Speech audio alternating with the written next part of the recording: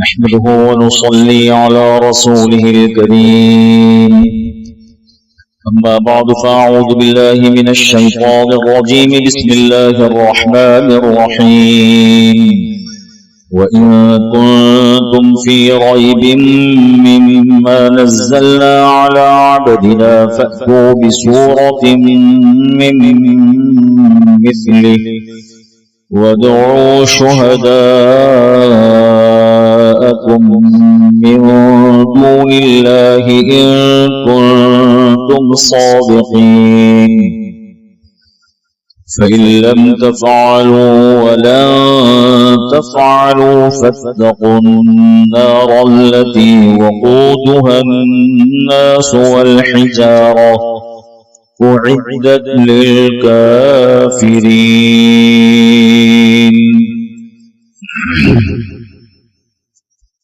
یہ سورہ بقرہ کی 23 اور 24 نمبر کی دو آیتیں میں نے ابھی پڑھی ہیں. ان دو آیتوں میں حق تعالی شانہ نے رسالت کو بیان کیا ہے. 23 اور 24 نمبر کی آیت ہے. اس سے پہلے 21 اور 22 نمبر کی آیت میں حق تعالی شانہ نے توحید کو بیان کیا اور اس سے پہلے 20 آیتوں میں حق تعالی شانہ نے 3 گروہوں کو بیان کیا تھا.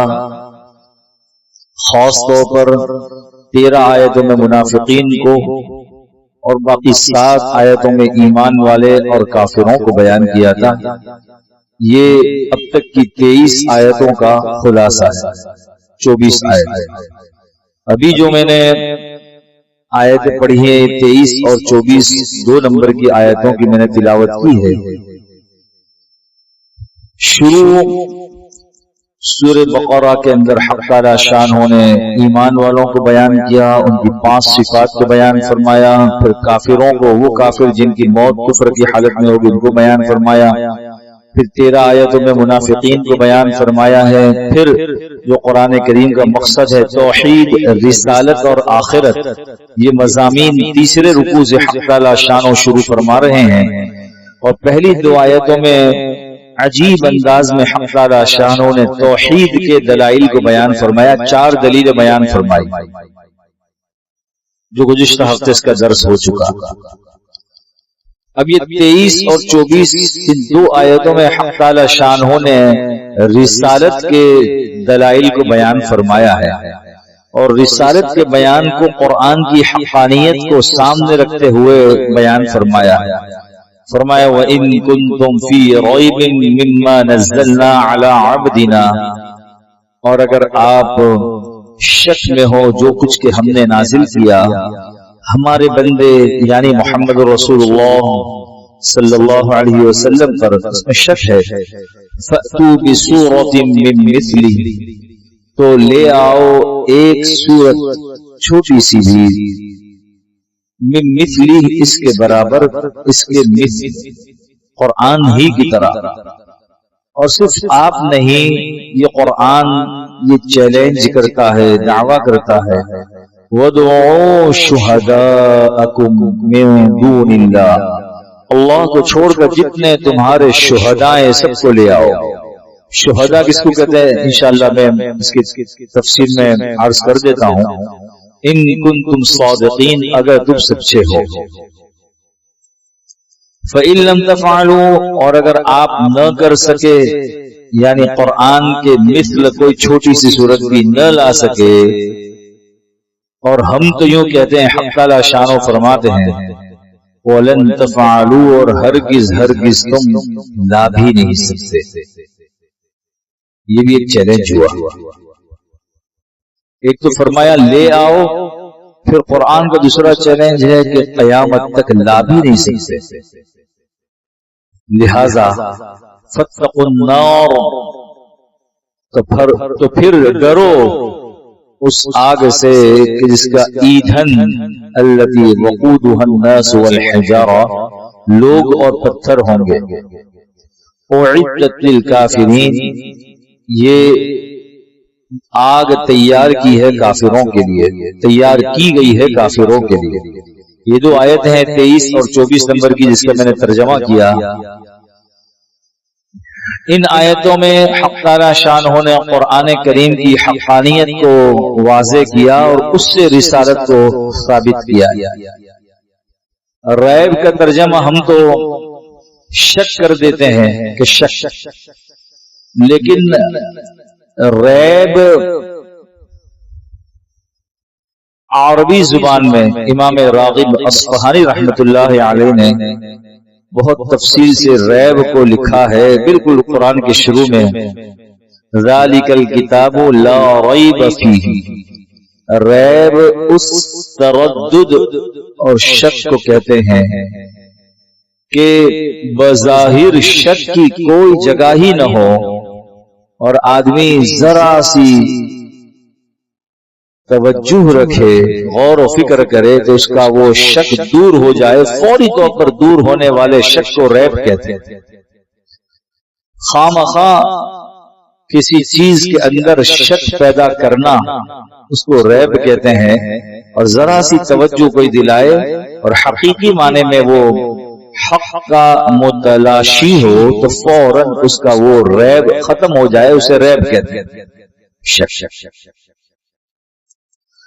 اور یہ جس کو بھی، یہ ضروری نہیں ہے کہ یہ کافروں کو ہی ہو، جس کو بھی اللہ نے علم دیا کہیں بھی اس کو کسی بھی معاملے میں ریب پیدا ہو سکتا ہے، لیکن اہل علم جو ہوگا، دیندار ہوگا، ایمان والا ہوگا، وہ اپنے ریب کو دور کرنے کی پاکیزہ سعی کرے گا، اور جو کافر ہوں گے وہ اس ریب کو مزید خراب کرنے کی فکر کریں گے۔ اس لیے قرآن کریم نے کہا وَلَا يَعْقَابَ الَّذِينَ أُوتُوا الْكِتَابَ وَالْمُؤْمِنُونَ، اسی جملے کو استعمال کیا وَلَا يَعْقَابَ الَّذِينَ أُوتُوا الْكِتَابَ وَالْمُؤْمِنُونَ۔ اہل کتاب اور ایمان والے شک نہیں کرتے، ریب نہیں کرتے، ان کا ریب دور ہو جاتا ہے، ایمان والوں کا وہ ریب ان کا ختم نہیں ہوتا۔ قرآن کریم نے قرآن کریم کے متعلق فرمایا وَإِن كُنتُمْ فِي رَيْبٍ مِّمَّا نَزَّلْنَا عَلَىٰ عَبْدِنَا، اگر آپ کو ریب اور شک ہے جو کچھ کہ ہم نے نازل کیا ہمارے بندے محمد صلی اللہ علیہ وسلم پر، تو اس جیسی کوئی ایک صورت لے آؤ۔ یہ عجیب دعویٰ ہے، اللہ کی طرف سے چیلنج ہے۔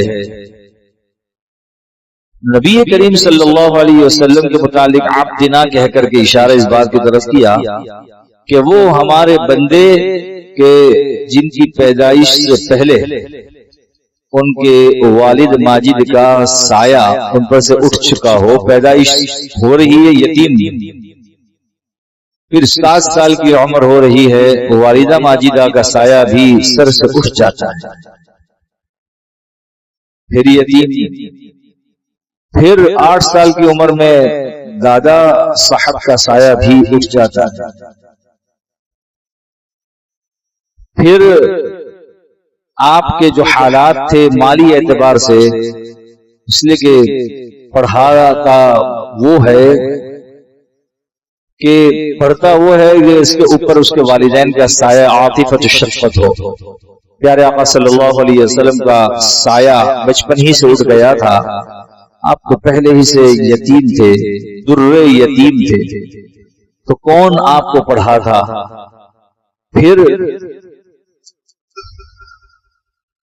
آپ کو اپنا نام لکھنا دور کی بات، لکھے ہوئے نام کو پڑھنا وہ بھی نہیں آتا۔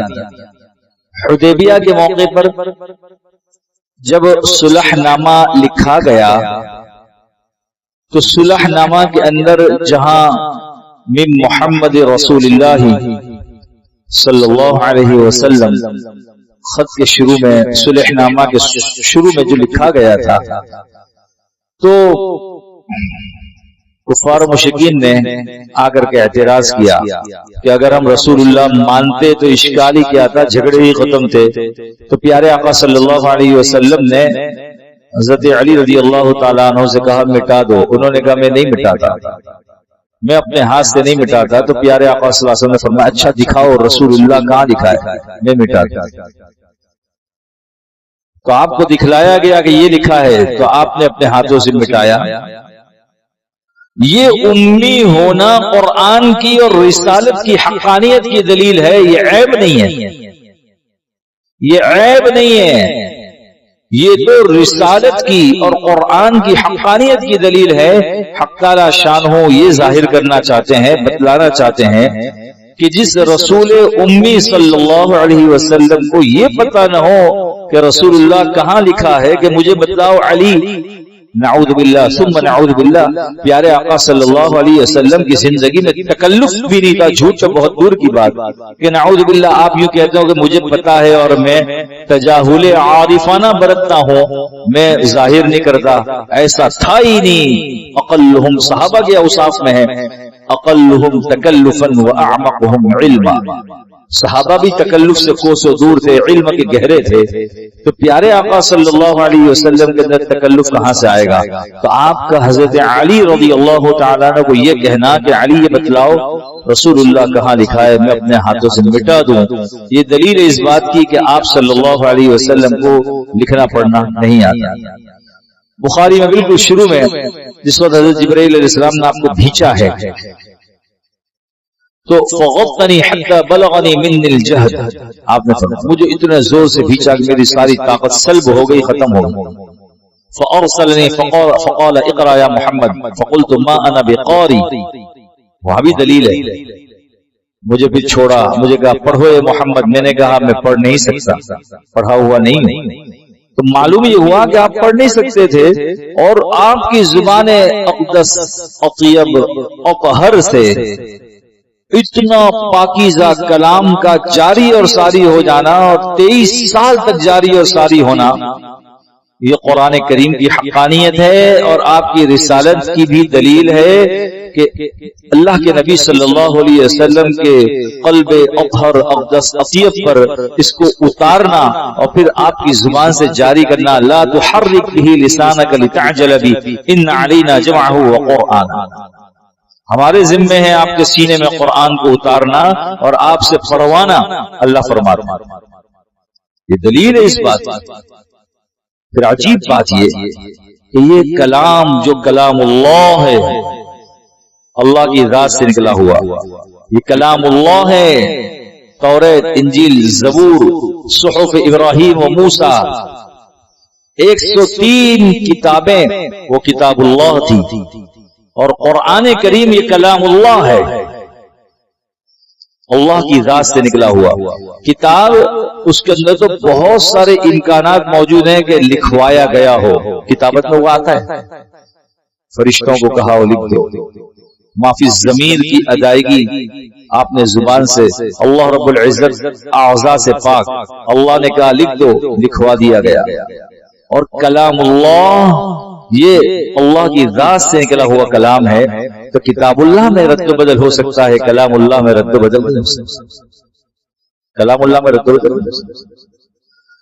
تو یہ رسول اللہ صلی اللہ علیہ وسلم کا امی ہونا اور آپ کی زبان پر پورا کلام آ جانا, یہ قرآن کی جہاں حقانیت ہے آپ کی رسالت کی بھی حقانیت ہے اور اس کا ثبوت ہے کہ آپ رسول ہیں اور قیامت تک رسالت ہے اور قیامت تک یہ قرآن کریم باقی رہے گا. کوئی طاقت اس جیسا ایک سورت 114 سورتوں میں سے سب چھوٹی سورت اٹھا لو, وہ ایک سورت بھی نہیں لا سکتا.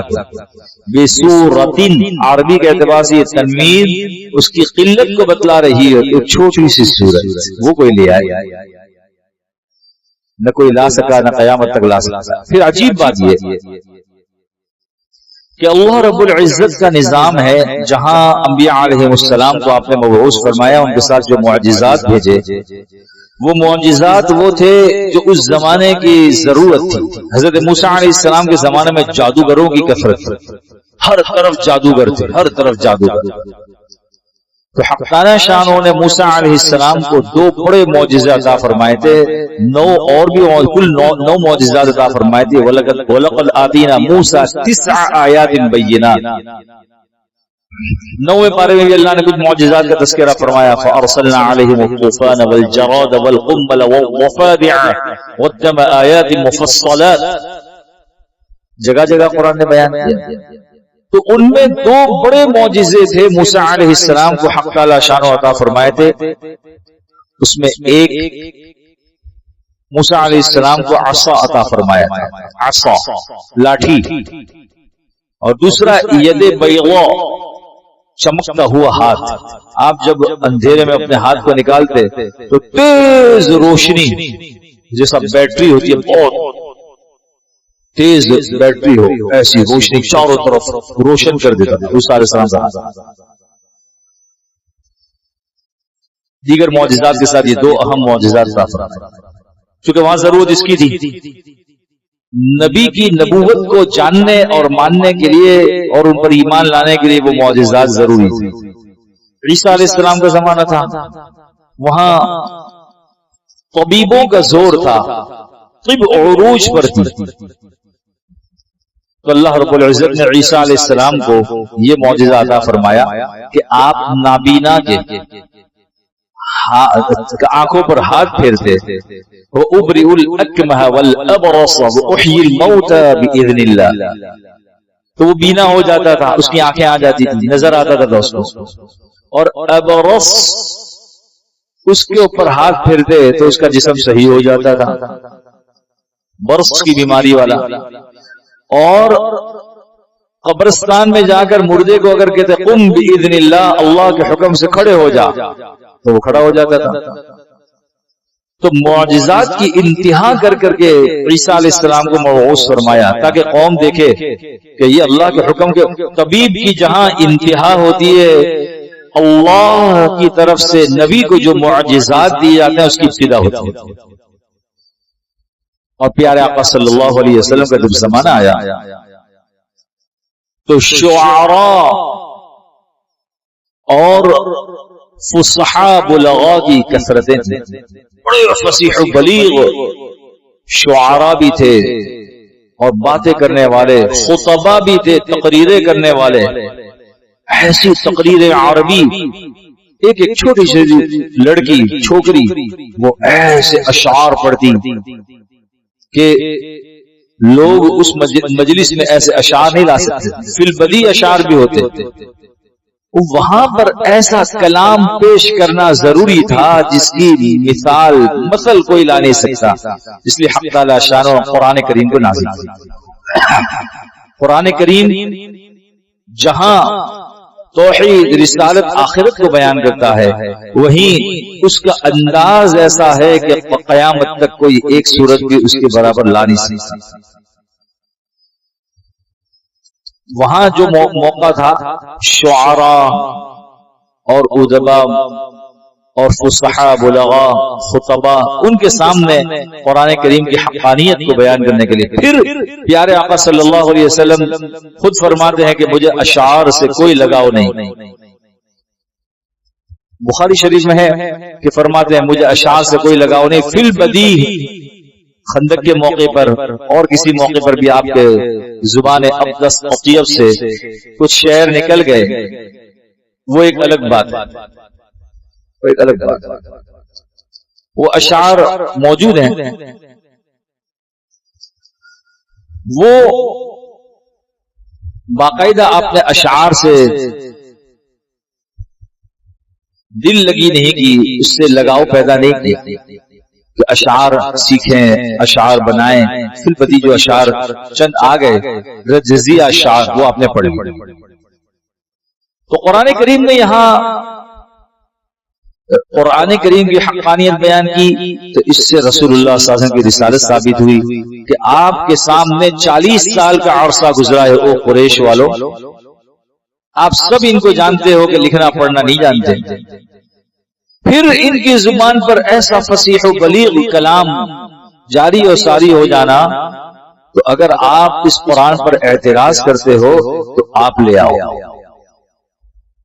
یہ قرآن کریم کا دعویٰ نہیں لا سکے. پھر قرآن کریم میں آگے کا وَدْعُوا شُهَدَاءَكُمْ، صرف آپ کو چیلنج نہیں ہے، آپ شہداء اصل میں موجود لوگوں کو کہتے ہیں، جو موجود ہوں ان کو موجود لوگوں کو شہداء کہتے ہیں. شہداء کا ترجمہ ہم تو عربی میں بھی گواہ سے کرتے ہیں، اور حقیقت میں بھی اس کا ترجمہ گواہ ہوتا ہے. گواہ کو بھی شہداء میں اس لیے شمار کیا جاتا ہے کہ گواہ کا بھی عدالت میں حاضر ہونا ضروری ہے.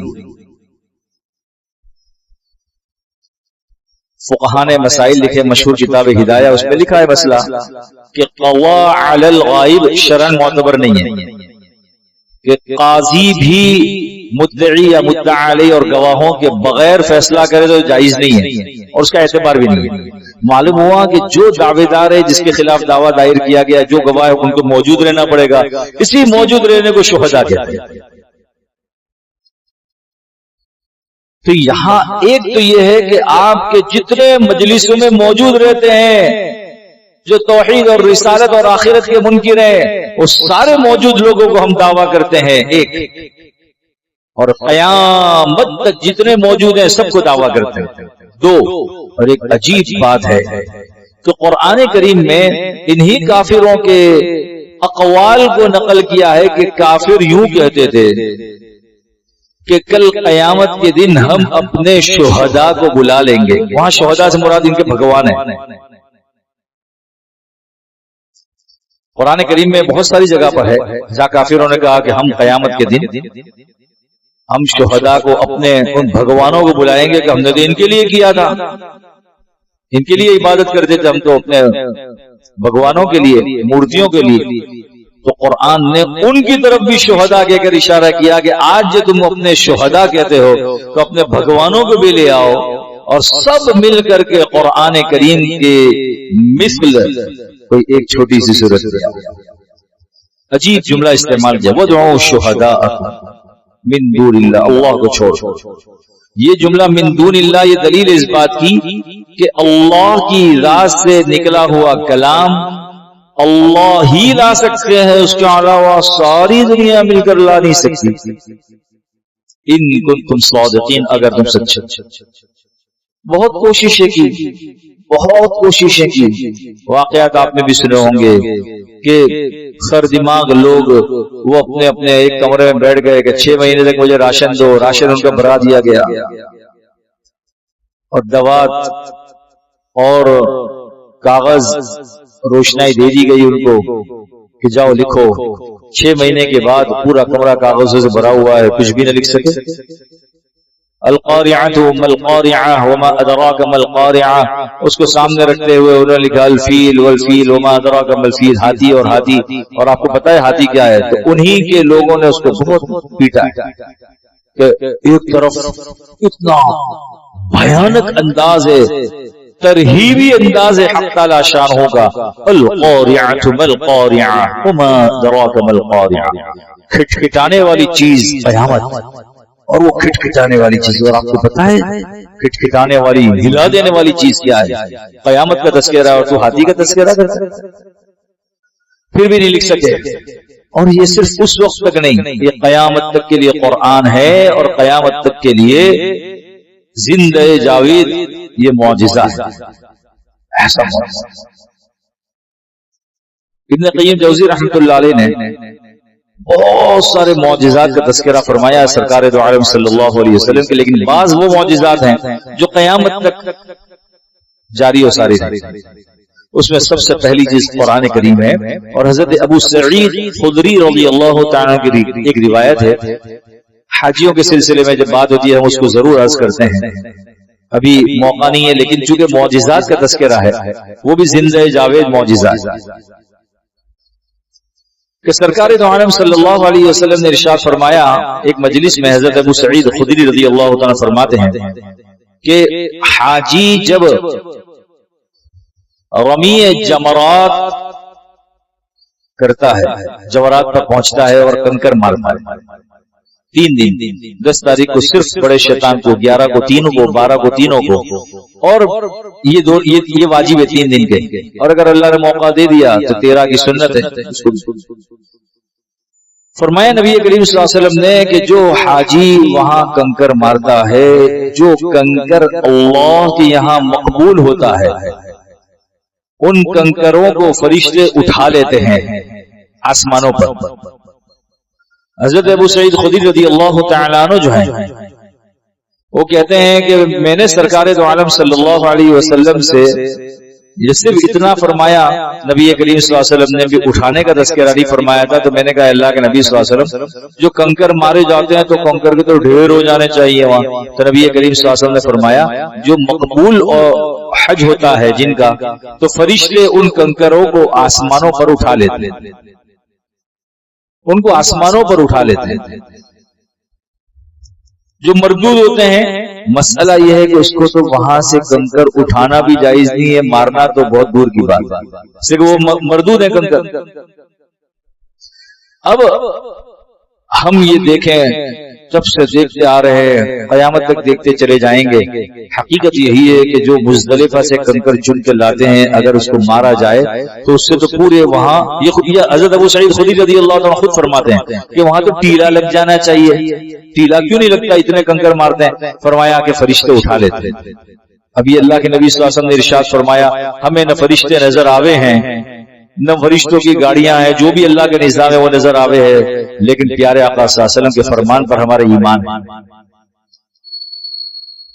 تو وہاں کنکر جمع نہیں ہو رہے۔ یہ زندہ جاوید معجزہ ہے، ایسے بے شمار معجزے ہیں۔ سب سے بڑا قرآن کریم کا معجزہ ہے کہ اہل لغت ہو، آپ عرب اہل زبان ہو، اپنے آپ کو آپ اہل لغت کہتے ہو، عربی کہتے ہو، اور ساری دنیا کو عجمی کہتے ہو۔ عجمی کہتے ہیں گونگا، جانور کو بھی عجما، فقہا نے لکھا ہے عجما جانور کو متعلق، فقہا نے مسائل لکھا ہے جانور کو متعلق، جہاں تو جانور کو عجما لکھا ہے، عجما اس لیے کہ جانور بول نہیں سکتے، تو وہ عرب ہم سب کو بھی عجما کہتے ہیں کہ یہ گونگے ہیں، یہ عربی آتا ہی نہیں ہے ان کو بولنا، ان کو سمجھ میں نہیں آتا، ہم سب کو بھی وہ عجما کہتے ہیں کہ چلو ہم عجما ہوئے، آپ عربی نہ ہو اور فصیح و بلیغ عربی جانتے ہو، قرآن کریم کی ایک مثل سورت لے آؤ، نہیں لا سکتے اور قیامت تک لا نہیں سکتے۔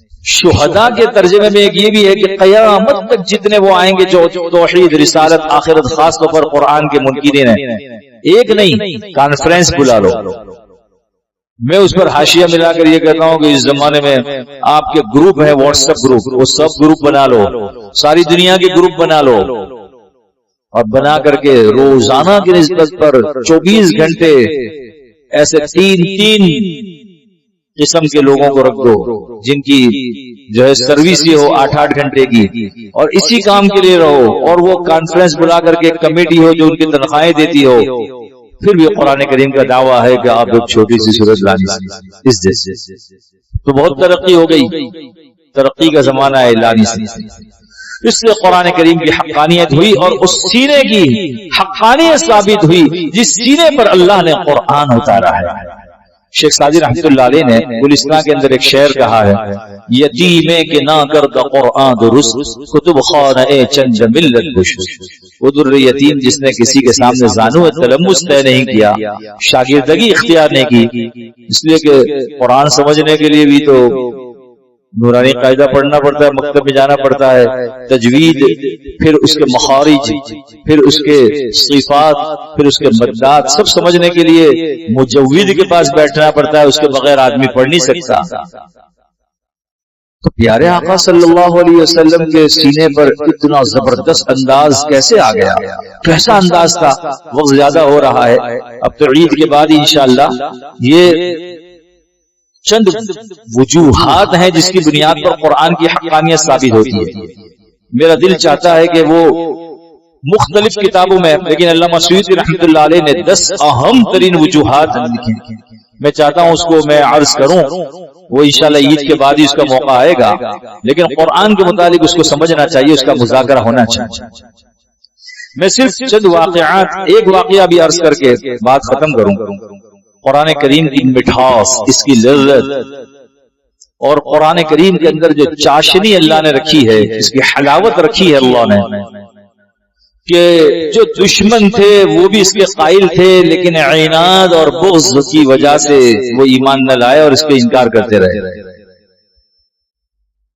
علامہ سیوطی رحمۃ اللہ علیہ نے واقعات لکھے ہیں احادیث کے حوالے سے۔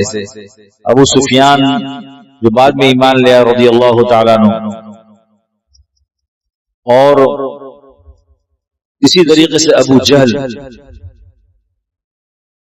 اور اخنق بن شریح یہ تینوں رات کی تنہائی میں نکلے اور پیارے آقا صلی اللہ علیہ وسلم رات کی تنہائی میں قرآن کی تلاوت کی. اللہ ہمیں وہ موقع عنایت فرمائے کہ جن ہستی پر یہ قرآن اترا ان کی زبانیں اقدس اطہر اطیب سے ہم قرآن کریم جنت میں اللہ تعالیٰ موقع عطا فرمائے. آج ہر قاری کا ایک اپنا انداز ہے، ہر ایک کا انداز. پیارے آقا صلی اللہ علیہ وسلم کا کیا انداز ہوگا اس واقعے سے میں اندازہ ہوتا ہے. یہ تینوں اس زمانے کے کافروں کے سردار تھے. یہ تینوں نکلے رات کی تنہائی میں اور تینوں الگ الگ جگہ چھپ کر کے پیارے آقا صلی اللہ علیہ وسلم کا قرآن رات بھر سنتے رہے. اور جب کچھ روشنی ہونے لگی صبح کاذب کے بعد صبح صادق ہونے لگی تو یہ تینوں نکلے. اتفاق یہ کہ تینوں مل گئے. تینوں نے ایک دوسرے کو کہا کہ تو کہاں سچی بتلاؤ. یہ کیسے بھی تیری جھوٹ نہیں بولتے تھے. انہوں نے کہا بات یہ ہے کہ ہم قرآن سننے گئے. تینوں نے کہا.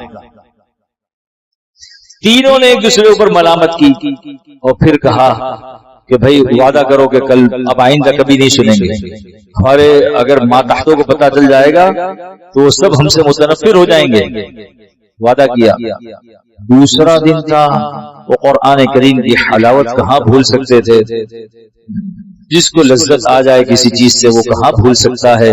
پھر وہ قرآن کریم سننے کے لیے تینوں جمع ہو اور اسی طریقے سے چھپ کر سنتے رہے اور اسی طریقے سے دوسرے دن بھی آپس میں مل گئے اور پھر دوسرے دن پھر آپس میں معاہدہ کیا کہ اب نہیں سنیں گے. پھر تیسرا دن آیا, پھر تیسرے دن مل گئے. یہ ان کے حالات تھے کہ قرآن کریم کی حقانیت. بے شمار واقعات ہے. عقبہ بن ابی معیط کا واقعہ کہ کس انداز سے قرآن کریم کی حقانیت کا قائل تھا اور دوسرے لوگ کیسے قائل تھے. اور پیارے آقا صلی اللہ علیہ وسلم کے پاس وہ ساری چیزیں پیش کرنے کے لیے آیا کہ آپ کیوں ہمارے معاملات, ہمارے معبودان معبود کو برا بلا کہتے ہو, معبودان باطلہ کہتے ہو آپ. تو آپ کو اگر پیسہ چاہیے تو جتنا پیسہ چاہیے ہم آپ کے پوری جھولیاں بھر دیتے ہیں. عرب کی حسین و جمیل لڑکیاں ہم آپ کے قدموں میں ڈال دیتے ہیں. اللہ کے نبی صلی اللہ علیہ وسلم نے فرمایا جو کام میرا ہے میں اس کو چھوڑ نہیں سکتا. خلاصہ اس کا.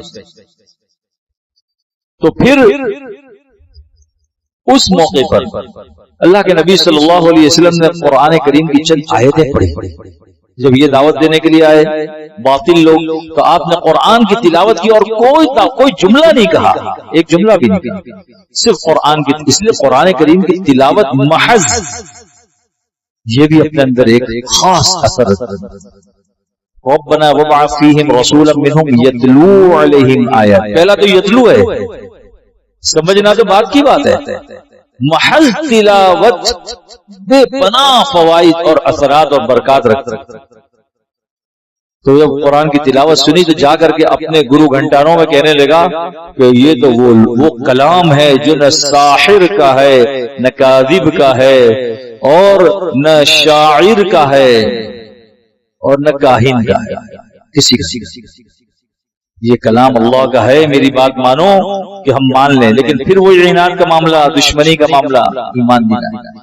بہرحال قرآن کریم نے یہاں کہا کہ یہ چیلنج ہے اور اس چیلنج کو تم پورا کر بھی نہیں سکتے تو لہٰذا اس آگ کے لیے تیار ہو جاؤ. فاتقوا النار التي وقودها الناس والحجارہ, جو لوگوں اور پتھروں کے لیے تیار کی ہے, جو کافروں کے لیے تیار کی گئی ہے, یہ ان کو بھڑکائے گی. اس آگ کو بھڑکانے والی چیز کیا ہوگی؟ الناس والحجارہ, لوگ اور آگ بھڑکائیں, پتھر بھڑکائیں. اللہ رب العزت ہم سب کو قرآن کی حقانیت سمجھا دے اور قرآن کریم کی تلاوت آنے والے رمضان میں بھی اور پوری زندگی کے اعتبار سے کرنے کی توفیق عطا فرمائے اور اپنے بچوں کو بھی قرآن کریم کی جو حق کتاب ہے, اللہ کا کلام ہے, اللہ کی ذات سے نکلا ہوا کلام ہے, ہم خود بھی اس کو اپنائیں, اپنے بچوں کو بھی قرآن کریم کے ساتھ ہم وابستہ کریں. انشاءاللہ عید کے بعد درس. بسم اللہ الرحمن الرحیم. اللهم صل علی سیدنا محمد وعلی آل سیدنا محمد. وصلى على ابراهيم وعلى ال ابراهيم والحمد مجيد. اللهم انا نسالك العفو والعافيه في الدنيا والاخره والمعافاه الدائمه. اللهم انا نسالك تمام العافيه، نسالك دوام العافيه، نسالك الشكر على العافيه. سبحان رب العزه عما يصفون، وسلام على المرسلين، والحمد لله رب العالمين. برحمتك يا